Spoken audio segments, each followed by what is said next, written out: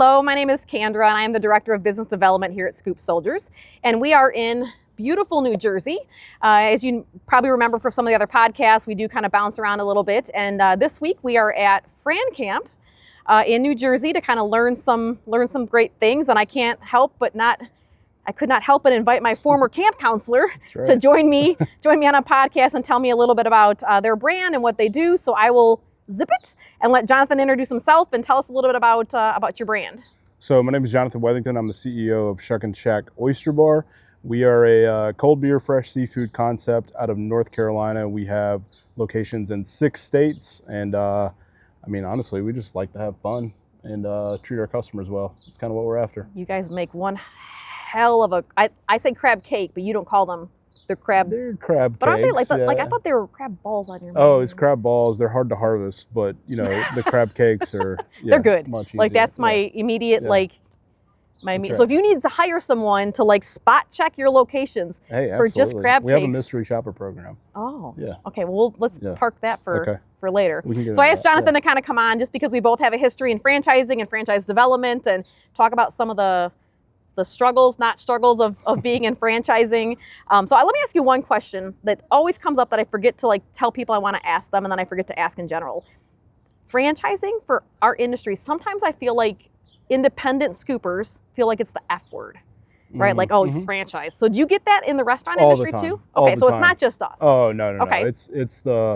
It's like this dark cloud if you aren't locally local wherever you go, right? Yeah. But I think most people have a misconception of that franchises are locally owned and operated and independently owned and operated, and 90+% of franchisees in the United States live very close to whatever location or territory they're in, and so they're local people who just decided to kind of lay their own shingle, if you will. Yeah, and I think at least for Scoop Soldiers, we want our franchise owners to be the face of the brand. That's right. Want them to be in the community doing things. So yes, they have the support of a franchise system, but it's in my head, it's like franchising can almost be either a school process or even a marketing tactic. I don't know how else to really describe it. And so when people come to you or it comes up in conversations, people are I would never buy a Shuckin Shack franchise. My response is always I wasn't offering you one. Well, it's for me, it's kind of similar. It's okay. Yeah, I think I look at franchise. We probably look at it the same way. I know we were talking before we started, and it's our goal as a franchisor to start our franchisees on second base, if you will. Yeah. And so they still have to run the business. They still have to hire employees. They still have to show up every day. In our case, brick and mortar restaurant that's open 363 days a year. It's so critically important that they are present and active and do all the things even outside of the 4 walls. But we want to give them the tools and everything they need to give them the best chance at success possible. And sometimes you can't get that as starting your own business and starting your own restaurant. Yeah, I had a franchise. I don't know who it was. I had asked, why did you choose franchising? And they I'm going to copy it to the day I die, or at least until the day I retire. He says, it got me from point A to point B faster. Yeah. And I was like, that is a very simple way to describe franchise development or franchising in general, is get you from point A to point B faster. I'd also say when somebody says or brings up the comment that I would never buy a franchise, when I'm less snarky, and with I wasn't giving you one. Well, no, never. Okay, really, rarely. Sometimes when I sleep, I'm a little less snarky. But I also will tell them too, franchising is not for everybody. No, it's not. And I don't even think that there should just be franchise. I think a good mix of franchise and independent's good. And I think, in my opinion, when I'm looking for a candidate, I'm looking for someone that's got creative ideas, but also doesn't want to recreate the wheel. That is looking for the point A to point B faster with the processes and the procedures and some of the systemization and that kind of stuff. Totally. I think you're looking for a certain threshold of entrepreneurial spirit, but really what you're looking for is an entrepreneur, someone that can maximize what's going on within the system that you've set up. You're not looking for someone that has their own ideas on how to make the perfect crab cake sandwich or how to do this or do that, or we must do this, or I've always wanted to try this, or we need to bring lottery into our restaurants, or we need to make, play blackjack on the weekends or whatever it is. You're looking for someone that can say, I love the system. I love what you have in place. I'm going to make it better than you ever imagined by following the system and then maximizing what's set up. And I would say too, if I have a candidate that is, I'm not perfect. But also, I feel like when I'm talking to people, the more you do this, the more you hear things, right? And so one of my things always is that we're not looking for someone to recreate the wheel. We love the great ideas, not looking to really recreate the wheel, but also looking for someone that that finds value in following that process, and someone that, franchising is all about profitability and scalability. You may have a great idea that's profitable, but can we scale that system wide, right? Or this idea can scale system wide, but if it's not going to be profitable, then it's not going to work. Right. So do you guys kind of the same kind of thought process? We have the conversation all the time with incoming franchisees who have yet to open their doors, and even long-term legacy franchisees who say, we really need to do this. We really need to add this menu item. Like, we must have tater tots. Yes. Everybody wants tater tots. Everyone does want tater tots. Tater tots are delicious. Don't get me wrong. They're not on our menu, but they come in and say, we gotta have tater tots on our menu. Or whatever it is, like pretzel rolls or whatever, like Philly cheesesteak sandwiches. The place next door has it. I'm like, you're missing the point here. Right. The things that we implement within our system, of course we have pilot programs and all those things for new menu items, but really what we're looking for is, if we've got a new menu item or an idea, we want to put it in our system in a pilot program, test it out in several different markets, and let's give ourselves a larger sample size. We need more data to determine whether or not it's something that we want to implement system-wide, and that's the perfect opportunity to do that. Not every idea is a good idea. Nope. That doesn't mean we shouldn't look into every idea, or at least consider it, which we do for the most part, but it's got to be something that's scalable and repeatable and easy to execute. And, cost efficient. Cost efficient. Like on our size, it's, when we think about bringing in another SKU into the restaurant, that's one more thing you have to take inventory on. That's one more thing that your servers have to learn. That's one more thing that your kitchen staff has to learn.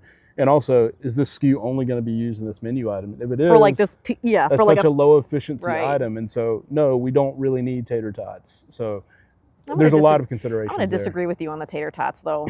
Like, where's I love tater tots. Like, where's I need to know where the suggestion. How do I, as a consumer, how do I suggest? I'll just, I'll just text you, and you can put it on your list. But whatever franchise owner said you need tater tots, can I call them? That's right. Yeah. You could participate in the pilot program. Right, like the tachos, right? The nachos with the queso and perfect. Yeah. That's probably the best thing about working about Scoop Soldiers is they're out of Dallas. This place has tater tots. Do they really? Yeah. All right, so I'm going to write that down in my head to remember tater tots. All right, so you've been in franchising for a long time. Can you tell me, like, I know you've done some franchise development, like what roles, I guess I'm interested in what roles you've played in your career, and then how are those roles important to the brand, right? Because we talk a lot about like a franchisor, like just give you a great idea doesn't mean it should be franchised. Right. Then once you're a franchisor, you're doing more than just creating tater tot menus, right? That's you're out, I always say you're out thinking, generational change and like COVIDs and things. So what positions have you held, and then what activities or responsibilities go in those procedures? So I've been in franchising since 14, so 11 years, in a couple of weeks actually, it'll be 11 years. And I was employee number one on the franchising side. Talk about seniority. Right, so talking about what roles I have held, pretty much all of them. Okay. Anything from franchise development, reaching out cold to leads. I mean, early days, I was working the desk job in the franchising company. I was the only person sitting in the office by myself, pretty much, and coming up with marketing ideas, working with our vendor partners, working with several other people, and then I would go home and call leads at night until 10 o'clock and respond via email. So I was.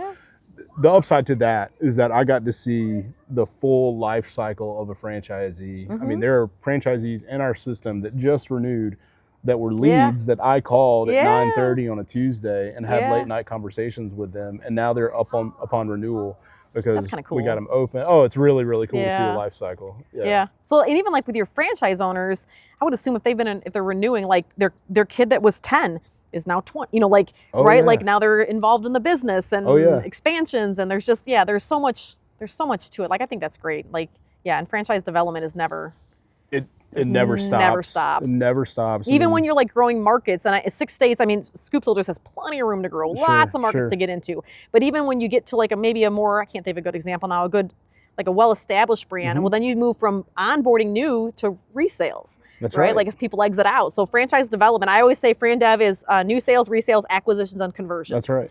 And it never. It's exactly right. I mean, and you look at, I'm not sure what the statistic is now, several years ago, the average franchise franchisor relationship lasted about 7.5 years. So if you're signing on someone, most agreements are 10 years. Some of the, large brick and mortar, it might be a 20-year agreement, but your average franchisee is going to be in your system about 7.5 years. And so there's a constant runway that you have to be cognizant of. You have to be consistently looking at that runway and saying, okay, this franchisee signed on with us at 61. Okay, that means they're probably getting close to retirement age by the time they're up for renewal. Do they like succession planning? Are they planning? going to pass it on to their kids? What their succession plan looks like? Are they going to list it on the open market to sell? And what does our transfer process there look like? Will this person run the business as well as they did? Are they going to understand it? Are they financially qualified? It's constant. It doesn't stop. Like the neither one of us have kids, but you remember like maybe, and I'm older than you, or that little toy that was like it was red, it had like a globe, and there was like a bunch of balls in there, and you'd push it. Push it on. Oh, yeah. I feel like, or whack-a-mole at the carnival. Like, I feel like that's franchising, right? Like, like you got one down, like, whoop, there's another one. That's and you it's a nonstop. It definitely feels, I know it's not reactive, or there's not a causal relationship. We try very hard to not be. There's not a causal relationship. I think whack-a-mole is very apropos, and it's that you're exactly right. It's like, okay, renewal done. Oh shit, time for the next one. Right. Or here's another franchise development thing, or here's an operational issue. Here's your list of franchise owners that are non-compliant. Here's something, like here's non-compliance. Here's someone saying we've got to have Keno in our restaurants. Like, it's just constantly something, right? You're putting your hands on everything at all times. Even when you're very well planned, and I feel like Scoop Soldiers we're pretty well planned. Sometimes I'm like, what happened? Like, what? I don't Okay. It brings all types. It does. That's the most beautiful thing about it. I think it is. I think it is. It's even like the by the book, straight laced, black and white. Can learn a lot from someone that's maybe like, well, like that's close enough. That's right. There's all kinds of that kind of puts together to make a full franchise system, and that's one of the benefits I think of franchising is that you not only have the systems and the processes, but you get to talk to someone that's in a different part of the country or even the same area 100%. That's just. Those little that runs their location entirely differently and can be equally successful. Yeah, and I tell my franchise owners, if we can save 1 minute per truck per day, like that pays for a manager. It adds up. That's right. Does. It's those little things that you can tweak. I think it gets it's maybe cliche at this point, but teaching your franchisees to work on the business and not in the business. Starting in the business, of course, they need to learn the ropes. They need to learn the operations and how to do the things that they're training their employees or imparting upon their employees. But once you get past year 3, year 4, and even right away, you've got to put significant time into working on the business. How am I going to grow? How can I increase my revenue? How can I attract more customers? Because that's what the franchisor and the franchisee, the only thing that we have in common is customers. We all want more customers because we get paid royalties off the top line, not off the bottom line. Yeah. Of course, we care about profitability, of course, because that leads to great validation. But the only thing that myself as a franchisor and any of our franchisees have in common is customers. That's it. Yeah. If you're not making money, that's it. If you're not making money, at least here, where you're not making money and we're not making money and you own that, I can't resell it. No. Right? I mean, you can enter into resale, you can be non-compliant in default, but I can't be like, well, Jonathan really didn't have the fire in his belly that I thought he did. So we'd like to take that back from you. Like, that's not the way it works. So the Fran Dev process, the franchise development process, the discovery process is super important. And I tell people when I'm working with them that I'm evaluating you as much as you should be evaluating me. And just because you like the pet waste industry or you like restaurant doesn't mean that Shuckin Shack is your brand, right? Exactly right. And it's not to be mean, but the service or the restaurant or whatever, the industry is important, but you're going to be married to us for 10 years, At right? least 7.5. At least 7.5. Right. And even then makes me go, how the heck are we, I know. That seems. Well, the evaluation process, I think you hit the nail on the head. For any brands out there that are super young, you may think that you're having to put on a dog and pony show on the franchise development process. That will change. That will change. Yeah. And so making sure that what you're doing, once you get past, I remember it happened for us probably in year 4. Like, we had 4 years under our belt, franchise development, stores open, stores doing well. And we figured out, hey, the culture within the system really, really, really matters. And so we've got to make sure that who we're bringing in and we're interviewing them. We're not putting on the presentation. If we're doing our educational components ahead of time on the Fran Dev process, they know about us. Guarantee they've already done their research. Our website. Yeah. Guarantee you they've talked to other owners. Social for the media. most part. They've probably been to a restaurant. They've visited our locations. And so, like, We don't need to tell them that we're a seafood restaurant and a full service bar. They know that. Yeah. That makes no difference whatsoever. Yep. Now we need to sit them down at the table and start asking hard questions and saying, okay, all your employees call out. What you gonna do? Right, all those crazy things. Like our goal is to have our franchise owners working on their business, not scooping poop. Right. But guess what? They do it. Sometimes things happen, and you got to crawl your behind back into the truck and get out there and get it done. Right. Exactly so right. There's some of that too. I think the Fran Dev process is really important, and I think culture is really important. And just because we don't want to just put a number on the board, put in the map. Like and I tell people too, like if we sell a franchise or award a franchise to the wrong person, you can resell, but I would feel bad if you didn't get to recover your investment or make the money that you thought you were going to make, or even wasted time. Even if you have this thing for 5 years and you sell and you're up a little, or even Steven, like you could have been doing something else. And then same thing is we can encourage someone that's not a good fit to maybe find a Shuckin Shack and get out of Scoop Soldiers? No. Okay, we'll pick another brand. Yeah. But did you see that bug? Just flew and hit me square in the nose. No, I didn't see it. Okay, so anyways. You can cut that. We'll cut that. Yeah. We're not gonna cut it. All right, so now you are the CEO of Shuckin Shack. So what is that like? And you started from the beginning, kind of built up. Like, what responsibilities do you have now? And what's like, how do you develop your headquarter team to be able to do the right thing by franchise development or operations, or how do you I mean, I think I look at my seat now, it's changed a lot. It's evolved a lot. Early days, it's something weird just popped into my head. I remember back when we first started and looking at franchise development, and as I was saying, working the desk job and then going home and calling leads. Like, I remember looking at my AT&T phone bill in 2015 and saying, how the hell am I making 90 calls a day? Like in and out. I don't make 90 calls a day anymore. It's definitely decreased. And so one thing that I've learned over time is that I should only be doing what only I can do. And so setting cultural expectations, I think, is hugely important on our side. We are a customer-driven brand, laid back lifestyle, being the cultural champion within the company, along with my two business partners, but kind of being that cultural champion within the company. And then looking at, how do I move the certain chess pieces within my home office, on operations side, on marketing side, on franchise development side? What can I outsource? What do I need to insource? How can I do financial planning to make sure that we're ready for the next hire when we need that next hire? And so it's a lot. I don't know. I don't know if esoteric's the right word, but it's just changed so much. It's changed so much. I feel like early on it was just like I'm both creating the fire and trying to put it out in the same day. And now it's more like, okay, let's just let it smolder. Like, I need to devote my attention to certain things, and not every day is the same for me. It's definitely different. I mean, I'm still heavily involved in the operations side. I'm an operator at heart, and so I love operations. And I firmly believe that the absolute best marketing on the planet is exceptional operations. Yeah. And because once you get, the only thing that we're interested in three things in our brand. Number one, did the customer have a good time? Number two, are they going to come back? And then number three, are they going to tell others? That's all we care about. Say that again. Say it again. So did the customer enjoy their meal or their experience? Are they going to return? And are they going to tell others? That's all we care about. Did you create that?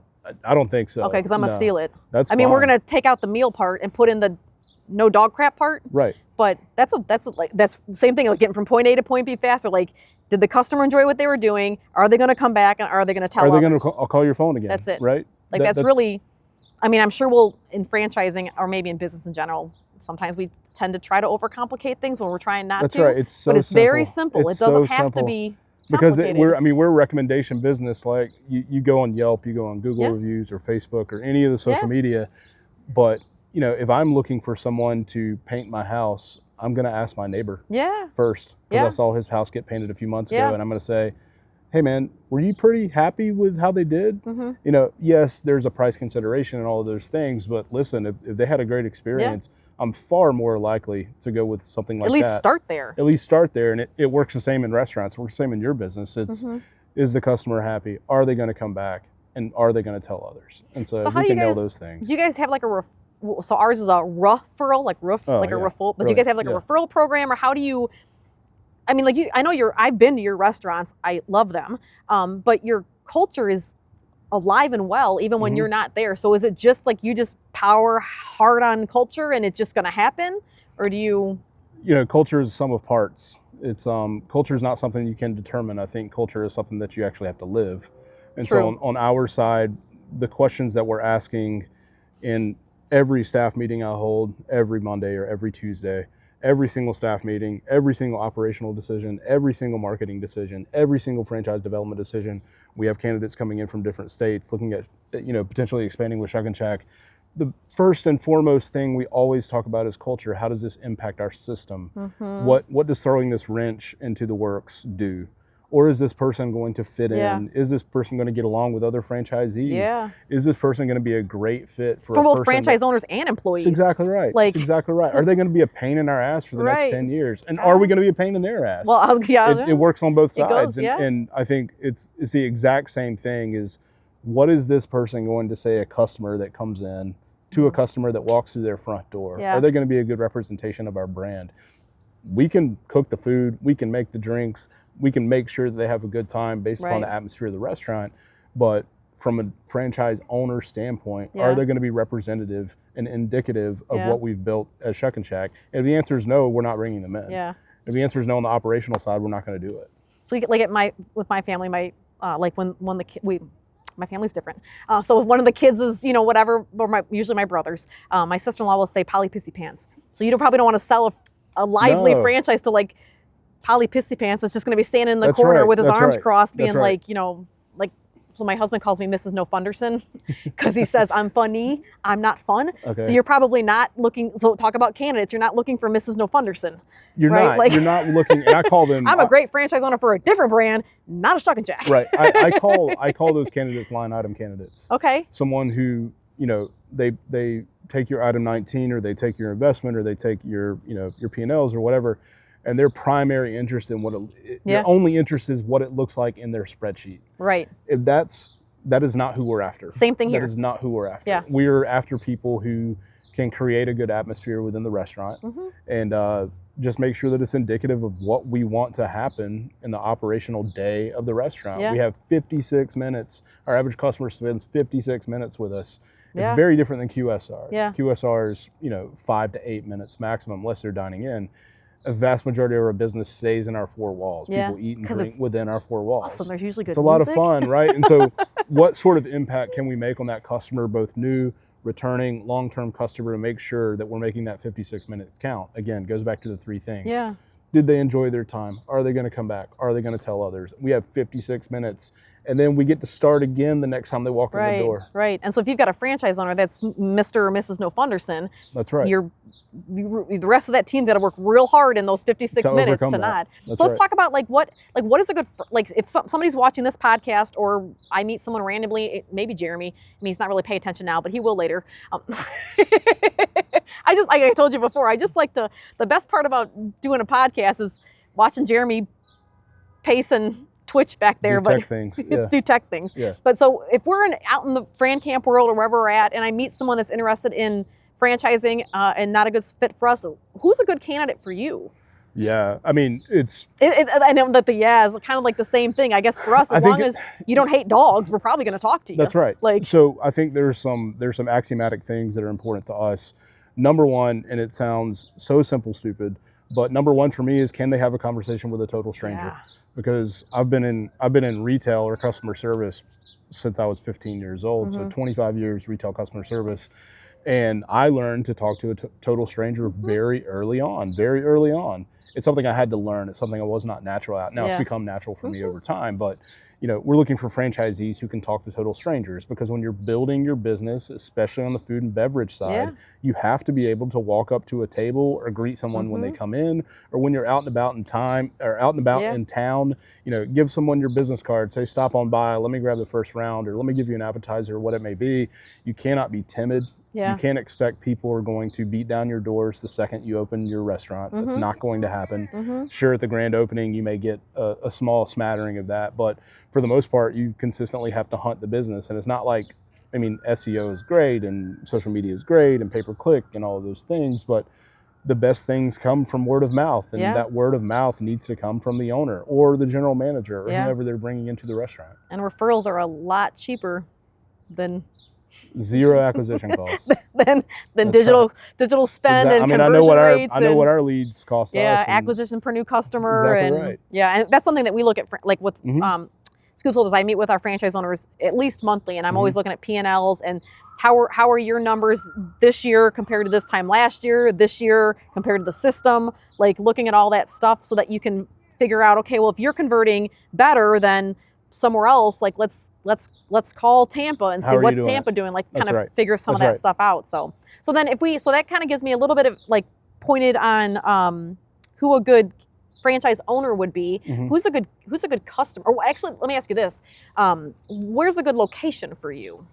A good location is a location that's easily accessible. I mean, there's some metrics behind Yeah, it, yeah. right? So But like I live in the middle of nowhere. yeah, sure. So that's probably like I my mean, town we has love- a Dollar General and a part-time. I think our post office is open for like 2 hours a day. It might not work there, but we love like secondary and tertiary markets Okay. because we are. I mean, you've been in our restaurants, you've eaten with us, and it's a scaled down Yeah. vibe. It's Yeah. not. Most people associate oysters, especially with kind of white tablecloth or a place like this. It's really nice. Mhm. It's scaled down. We want you to be able to walk in and whatever you're wearing at whatever time of day, feel totally comfortable in what that is. And so it's very scaled down. We call it approachable. That's what we want it to be. Yeah. So it's very much approachable seafood. It's wild caught American. I would say a good location for us is a location that's kind of at the epicenter of a community. And that may look different in Like every 2 rings community. removed from like the big city. You know, like if you're not Yes. downtown Detroit, you're like the burbs or the Right. Chicago suburb, like Naperville. Naperville's a Naperville, perfect example. yeah. Perfect example. Naperville's I mean, right there. I think Naperville, many people would consider a primary market now, Yeah. but Naperville is It wasn't a kind long of a time ago, traditional yeah. secondary market, Yeah. right? It's not downtown Chicago. Yeah. It's not even close to downtown Chicago, but we do very well in markets like that just because we eliminate people's trip into downtown Yeah. to go dine It's at easy. RPM or some Yeah. a fine dining restaurant Yeah. that has oysters. And like we were talking when you first got here, like this is my formal wear. And I don't even know. I think the first time I was when you invited me and my friend Lisa to the place that's outside of Tampa, Mhm. I don't know that I'd ever had oysters before. Like I can't think of a time that I'm sure I must have We get it all somewhere the or time. something. But I think if I was, because I'm a low rent kind of chick, if I was somewhere that was super fancy, I think I'd be like, could you order that for me? Right. But I mean, obviously. Well, it's approachable. You guys were like, let's do this, let's do that. I'm like, hey, Right. whatever he's ordering, like, Right. I don't know what I'm doing. Right. But I think if I had gone in, or when I was in your Naperville location, I had already been to at least 1 or 2 of your other ones Mhm. that I know nothing. Now this is my 3rd time having oysters, and I knew what to do. The That's right. server was That's polite, right. helped me, didn't like judge my low rentness, Right. and helped me. And I left with a full belly. Right. And well, I didn't drive, I Ubered, but You were happy. it was a and nice. you come back and you tell somebody else I about actually, it. when we were getting here, I was like, because I knew I was going to be meeting with you. I'm like, is there a Shuckin Shack near here? No, Like I now I'm wish. thinking, Yeah. now I'm thinking crab cakes. Right. Like, Yeah. No, it's. I Crab mean, we just try to make it as simple as possible. Hospitality, for the most part, is exceptionally easy. It's Yeah. exceptionally easy, but people overcomplicate it. Treat people Yeah. well. Like it's Do pretty it damn right. simple, Like, honestly. just be a good human. That's it. Just That's it. be a good It human. goes so far. It does. It Yeah. really, if we Yeah. just, everyone just tried to be a That's good it. human, It's right? not hard. It is not. Well, I mean, hard. I think some people make it look real hard. They make it look real hard, or they try to mess with the wheel, right? They try to make it too nuanced or just overcomplicate things. Yeah. But like, hey, it's really not hard. It doesn't have to be all It that doesn't have to be. confusing and No, not at complicated. all. So let me ask you this kind of like, well, first I want to ask you 2 questions. One, do you have dogs? I don't. You don't? I can't remember. I No. couldn't remember if you had a dog or not. No. But well, then skip that next question then. And no, what would if you were going to get a dog? What kind of dog would you get? I would get the largest, dumbest, slobberiest dog possible. I'd Like a mastiff of some kind, just probably drool so. hanging down. I mean, I've always loved labs. Labs I've are always good. loved, and they're not dumb by any stretch No. of the imagination. Big. I'm like picturing like a big like Neapolitan Mastiff, like Yeah. this big huge, What are or those like bear a dogs that fight bears, like in Rhodesian Eastern Europe? Ridgeback. Oh, I like Rhodesian Ridgebacks. I had a Rhodesian but- Ridgeback. Oh yeah, great dogs. That was- yeah, That was I mean, she was a great dog, but she was. yeah. I would She's love a lot of work. a large dog or a dog with a lot of energy. I'd also love a dachshund. I grew up with dogs, Yeah, and little we had wiener dachshund dog. mix, and they were a lot of fun. Well, Tons of personality. If you're when you're ready for a dachshund, just let me know. In Tampa, we met a rescue group. I can't think of the name of it right now. But the lady that runs it was hilarious. Like, actually, I follow her on Instagram, and she tripped the other day over one of the dogs, and she posted this. She had like a raspberry on her knee, and she's like, "This is what happens when you trip over your wiener." Like, I mean, like I'm like, she's my people. That's like, right. she's my That's right. people. That's All right. right. So last question would be, is our podcast, we try to inspire entrepreneurship. Even when I do podcasts with people that aren't entrepreneurs. Sure. If you like, what advice would you give to someone that's thinking, I don't know, like maybe I want to try to be a business owner, like maybe someone that it's not like you and me, that it's just in us, we can't help it. Like, how would you encourage that, or what would you tell someone that's like, I don't know, maybe? Yeah, I mean, the best time to do it was yesterday. The second best time is noon today. yesterday. And so I think the most success comes from action. You don't have to have everything together.